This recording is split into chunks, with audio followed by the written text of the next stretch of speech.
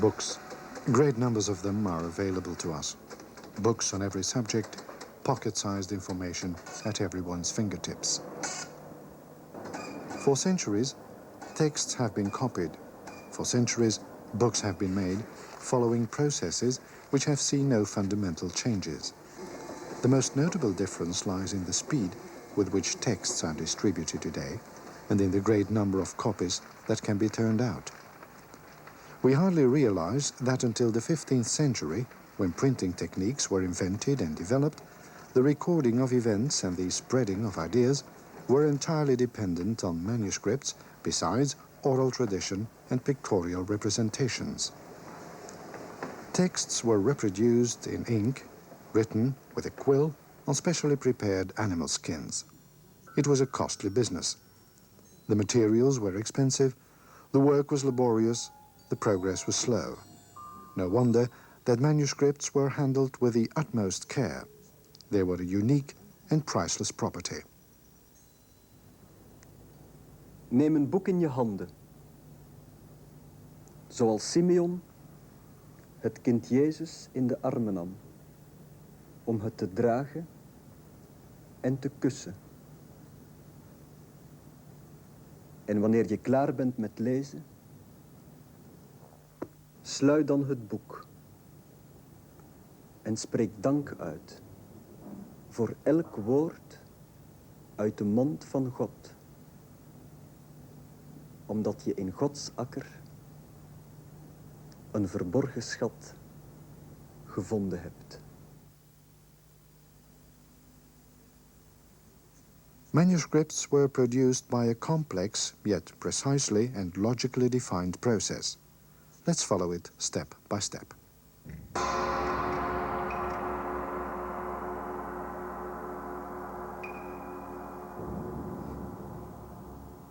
Even if from the 14th century on paper was sometimes used, manuscripts were mainly written on parchment made from goat's hide, sheep or calf skin. The skins were soaked in lime for a considerable time.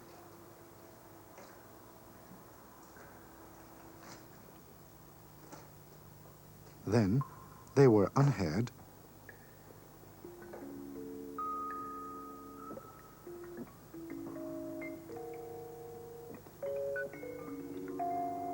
and stretched on a frame.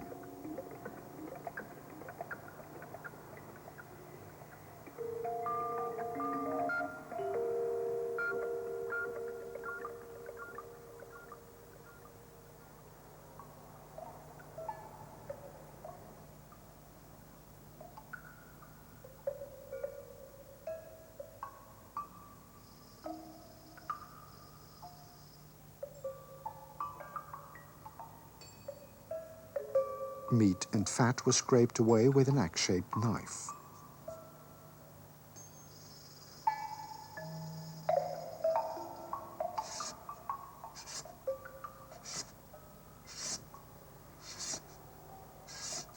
The surface was polished with lime and pumice.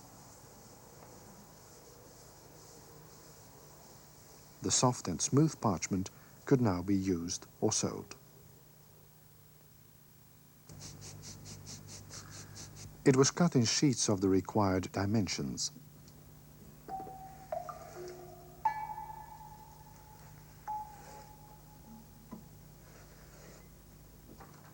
For books of a given format, the sheets were folded once and gathered in sections.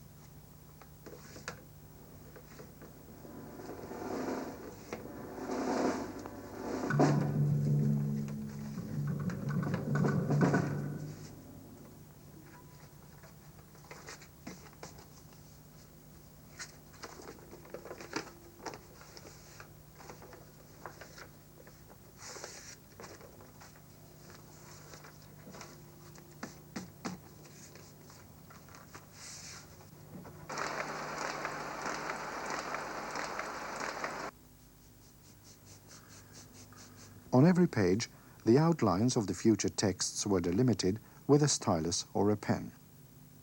Then, the writing lines were traced very carefully. In order to work quickly and more accurately, pinpoints were pricked through a complete section.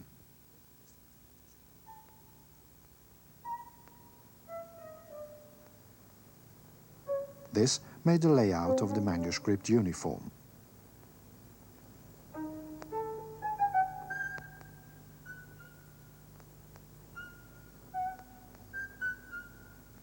All this was not done randomly, but according to predetermined proportions and depending on the nature of the text. Law texts showed a layout different from that of didactic or catechetic writings, of a Bible, a Book of Hours, or liturgical manuscripts.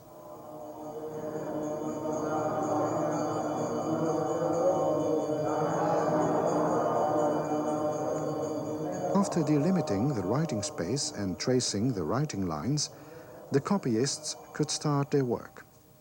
In their minds, the parchment meant more than its pure matter. It had also a spiritual dimension, pointing to a higher reality. Het perkament is voor de scriptor het hart van de mens, waarin hij het woord Gods moet neerschrijven.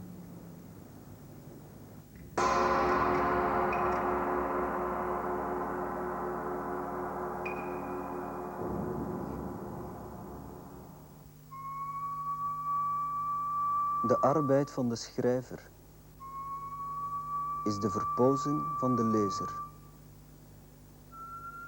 De een ledigt het lichaam, de ander verrijkt de geest. Wie je dus ook zijt, kijk niet met verachting naar het werk van hem die zwoegt om u te verrijken. Maar als je het nader toegelicht wilt, laat mij u dan zeggen dat het heel zwaar is. Het benevelt de blik. Het buigt de rug. Het drukt ribben en buik samen. Het is slecht voor de nieren en veroorzaakt pijn in het gehele lichaam.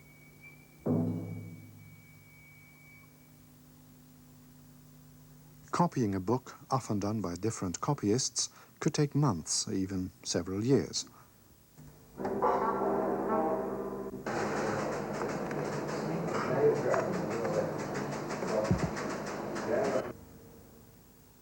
To prevent misunderstandings about the order of the sections or of the pages, they were marked with special signs. These signs are called signatures, a combination of a letter and a digit. In other cases, the scribe kept the sections in the right order by writing the first words of the next gathering on the bottom of the last page. They were called catchwords. Signatures and catchwords served to facilitate the correct binding of the book.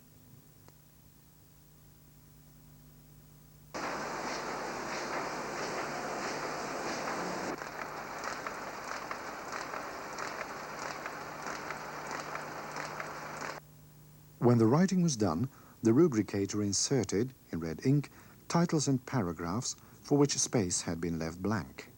He also accentuated words or letters in red.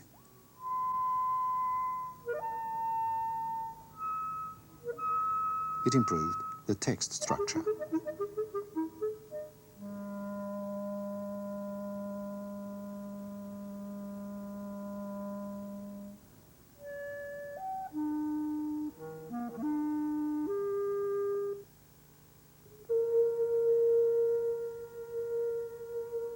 During the early Middle Ages, the production of manuscripts was almost entirely restricted to the church, and more specifically, to the monasteries.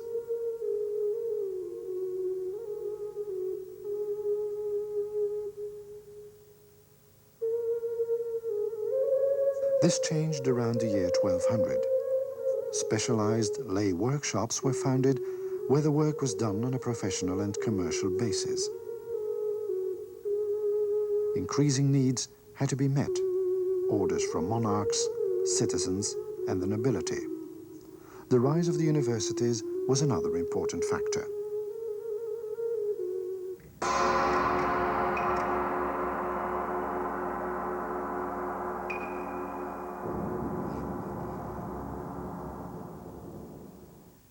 After the writing had been completed, the gatherings were transported to the illuminator's desk.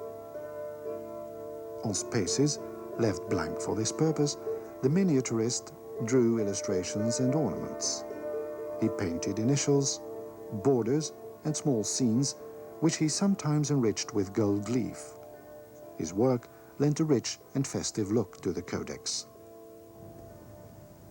Circa 1320 schreef de Franse geleerde Johannes van Gendun: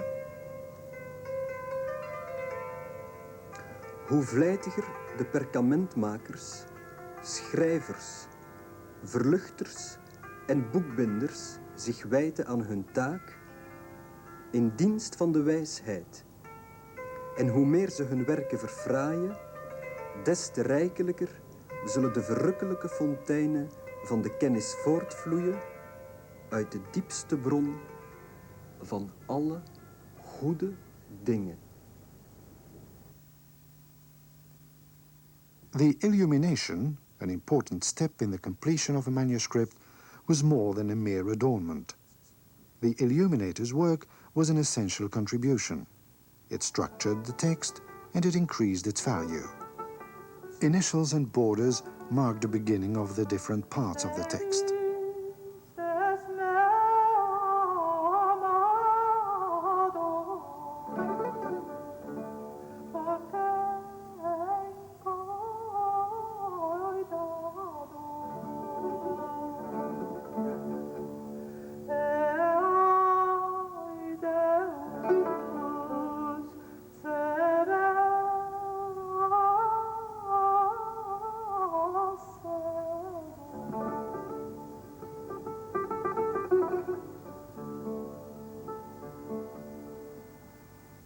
The illuminators caught the reader's attention with skillfully painted scenes which were related to the writing and explained it.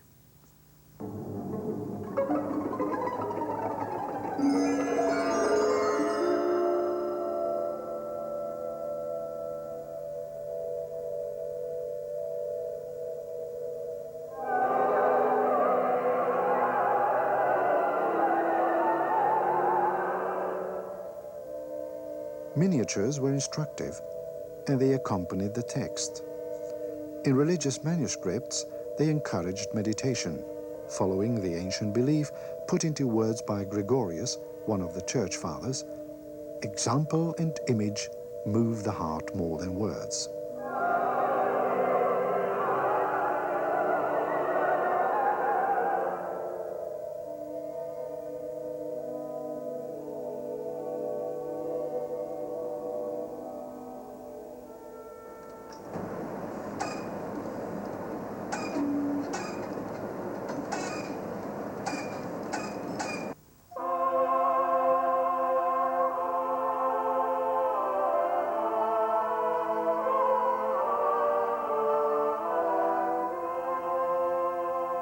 In the luxurious codices, the miniatures were rather a sign of wealth, prosperity, power and property than of didactic or meditative concern. This was a direct result of the commissioner's high status: a wealthy abbot, a bishop, a rich citizen, a nobleman, or a king.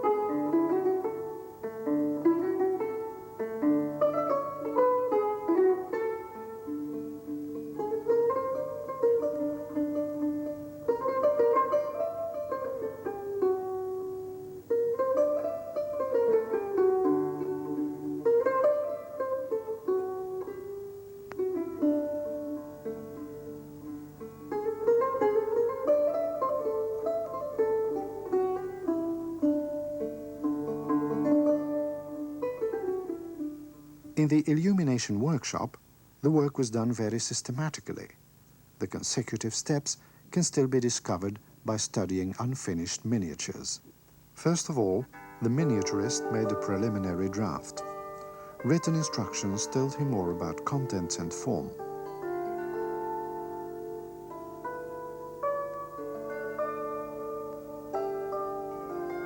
He also consulted collections of existing models.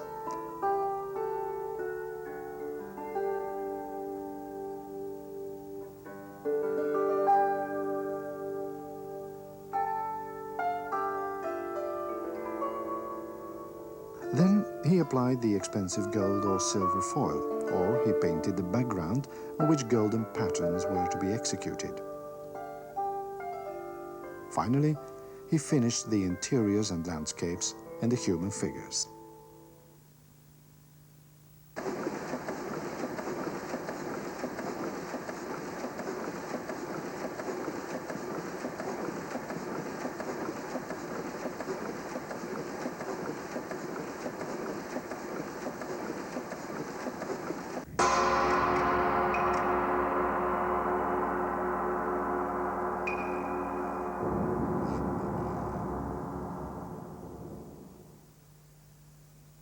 In the next step, the sections were gathered in the right order to form a book or codex.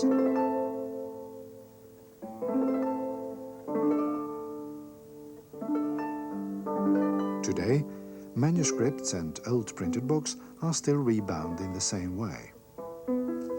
One by one, the sections were sewn to broad and solid ribs.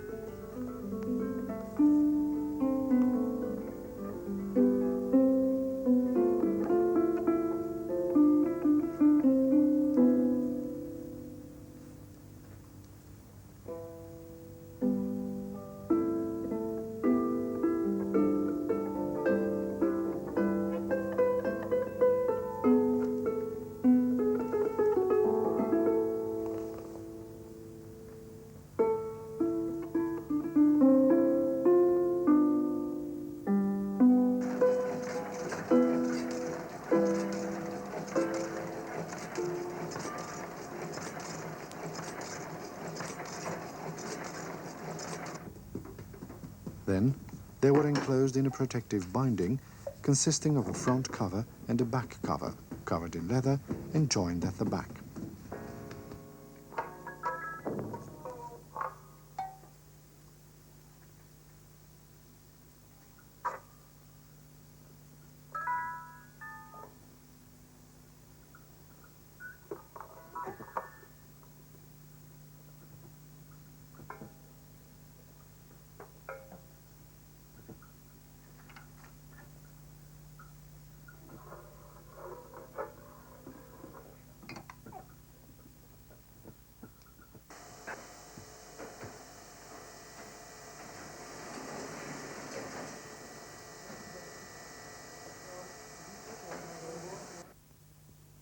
For precious books, the binders used wooden panels.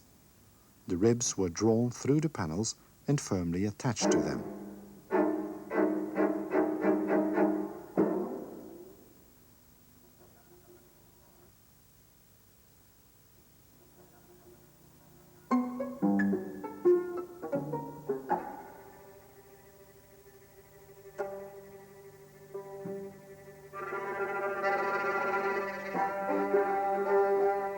The bindings protect the books, but often they also mark the importance or the value of a text. Archives on business matters, like contracts and payments, for example, were bound in a simpler and cheaper binding.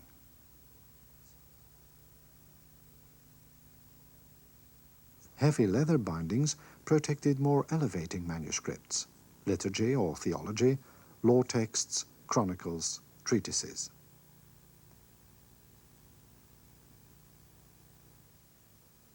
Bindings decorated with precious metals, with glittering rock crystal, precious stones or finely cut ivory tablets, emphasized the sacred character of God's word.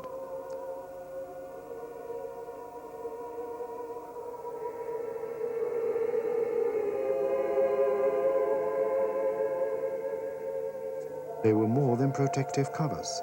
They were solemnly carried in processions and exhibited during ceremonial gatherings. They visualized the presence of the divine truth.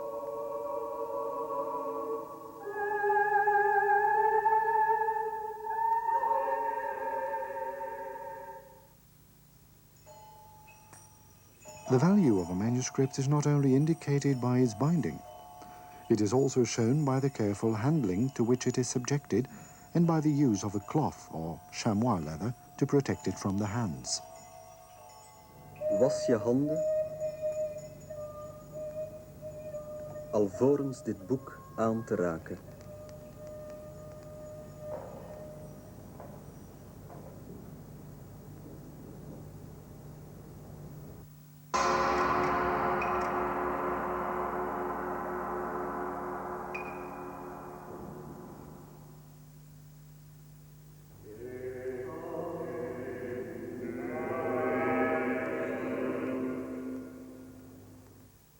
The books could be consulted in libraries, repositories of wisdom and knowledge. As the archives show, neither money nor pains were spared to keep the manuscripts in perfect condition.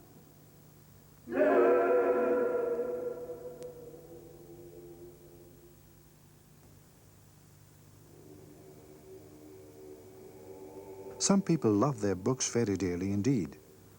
A story is told about an abbot from Ghent who spent so much money on his library that he completely neglected all the other buildings of the abbey.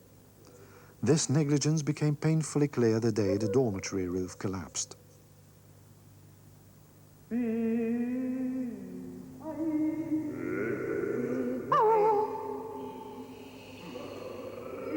The books were attached with chains to the reading desks to protect them from too greedy scholars.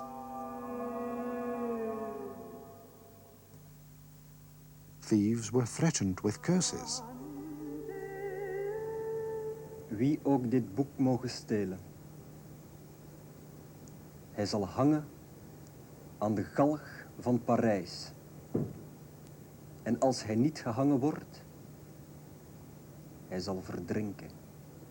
En als hij niet verdrinkt, hij zal roosteren. En als hij niet wordt geroosterd, een erger einde zal hem overkomen. On the other hand, the honest finder of a missing manuscript received a handsome reward. Beloning. Deze boek behoort toe aan mijn walrave balde. Diene vindt en de wederbrindt, hij zal hebben een zilver penning, ofte een lepel mosterd op zijn grijze baard. The personal library of a scholar was not so complete, but contained only a few fundamental books, the foundations of his knowledge and the source of his ready quotations. He always kept this most valuable possession within hand's reach.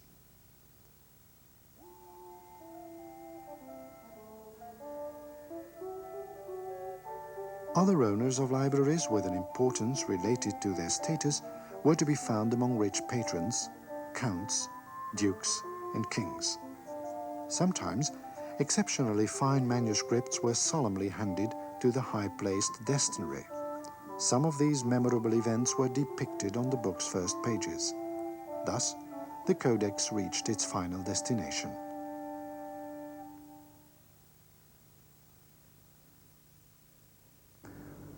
Wanneer een boek op de grond valt, gelijktijdig met wat geld of een kostbaar juweel, dan zal het boek eerst opgeraapt worden. Wanneer er brand uitbreekt in een huis, dan zullen eerst de boeken gered worden, pas daarna de andere bezittingen. Men zal de tijd, besteed aan boeken, nooit als verloren tijd aanzien.